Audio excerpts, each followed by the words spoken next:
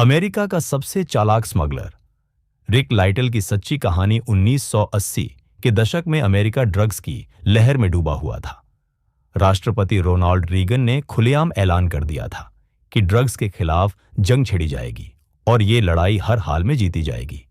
DEA, drug anti crime administration, customs और coast guard जैसे सरकारी एजेंसियां हर उस दरार को बंद करने में जुट गईं जहां से कोई भी नशे का सामान अमेरिका में दाखिल हो सकता था। लेकिन ठीक इसी समय अमेरिका की ही धरती पर एक ऐसा पायलट मौजूद था जो सरकार के सबसे एडवांस रडार सिस्टम्स को चकमा दे रहा था, जिसका प्लेन जंगलों के बीच छुपे रनवे से टेक ऑन ऑफ करता, तूफानों से लड़ता और समंदर की लहरों के ऊपर लो एल्टीट्यूड में उड़ता। ये कोई आम ड्रग डीलर नहीं था, ये था रिक लाइटल, एक जीनियस एविएशन इंजीनियर, एक मास्टर पायलट और सबसे बड़ा अमेरिकी ड्रग स्मगलर। रिक लाइटल पेंसिल्वेनिया के एक छोटे शहर में पला बढ़ा। उसे बचपन से ही आसमान से प्यार था। वो प्लेनों को उड़ता देखता और उनके इंजन के काम करने की प्रक्रिया समझने की कोशिश करता। हाई स्कूल खत्म होते होते उसने अपना पायलट लाइसेंस हासिल कर लिया था। फ्लाइट कंट्रोल से लेकर एयरक्राफ्ट मैकेनिक्स तक रिक हर चीज में मास्टर था। 70 के दशक के आखिर में उसने एयर अमेरिका नाम की कंपनी शुरू की, जो छोटे प्राइवेट जेट्स को मॉडिफाई करके उन्हें लग्जरी एयरक्राफ्ट में बदलती थी। वह क्लाइंट्स को ऐसी सर्विस देता कि वो कनाडा से सीधे फ्लोरिडा तक बिना रुकावट और बिना रिफ्यूल उड़ सके। शहर के नेताओं, अधिकारियों और बिजनेस क्लाइंट्स से उसकी गहरी दोस्ती हो चुकी थी। लेकिन फिर आया 1980 की आर्थिक मंदी, जिसने उसके पूरे बिजनेस को हिलाकर रख दिया।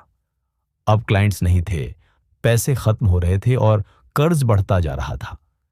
तभी एक क्लाइंट ने उसे कैश के बदले एक बैग थमा दिया, जिसमें थे 3000 क्वाल्यूड्स, एक बैन की गई सेडेटिव दवा।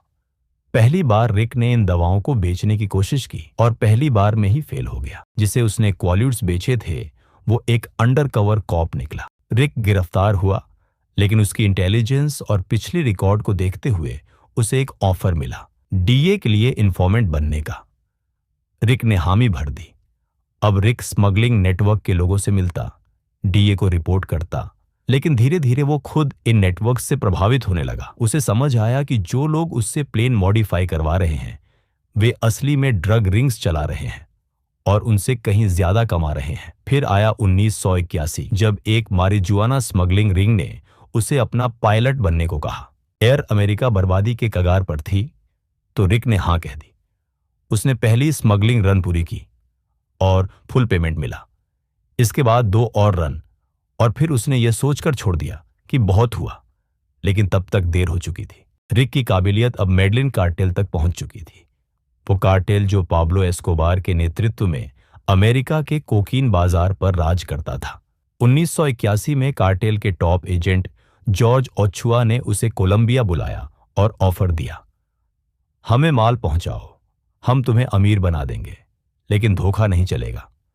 रिक जानता था कि यह कोई मजाक नहीं था, अब वो असली खेल में था।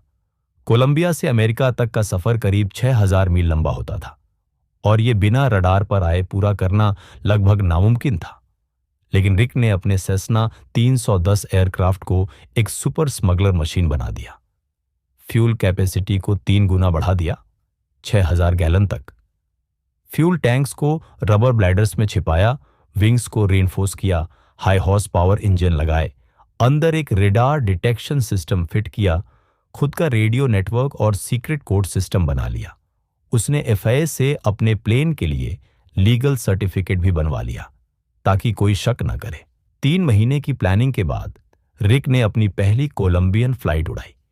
कोलंबिया में उसे 800 पाउंड कोकीन दी गई, लेकिन रनवे कच्चा और सामने पेड़ों की लाइन थी। प्लेन अपनी लिमिट से 2000 पाउंड ज्यादा वजन के साथ भरा हुआ था, लेकिन रिक ने टेक ऑन ऑफ कर लिया। वह तूफानों, लो एल्टीट्यूड उड़ानों और वेव हॉपिंग टेक्निक से नेवी के सर्विलांस प्लेन को चकमा देकर अमेरिका पहुंच गया। रिक अब कार्टेल का फेवरेट बन चुका था।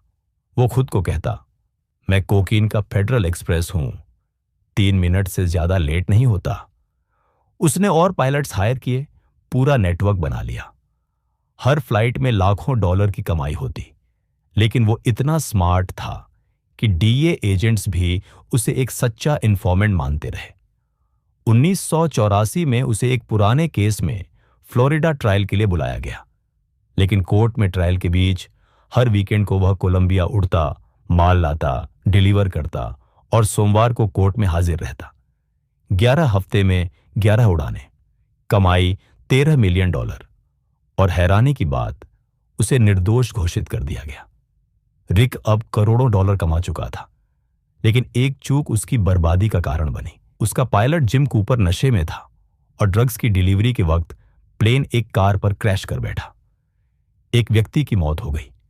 जिम ने जेल से बचने के लिए रिक के खिलाफ गवाही दी और डीए को सब कुछ बता दिया।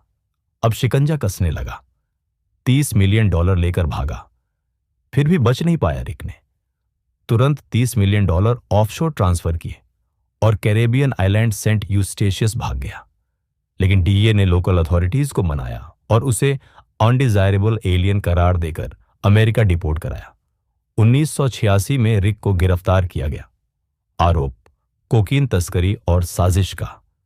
345 साल की सजा हो सकती थी, लेकिन उसने डील की, सब कुछ बताया, बैंक अकाउंट्स, नेटवर्क, छुपाया पैसा। रिक को 8 साल 6 महीने की सजा हुई। चैनल को जरूर सब्सक्राइब करें।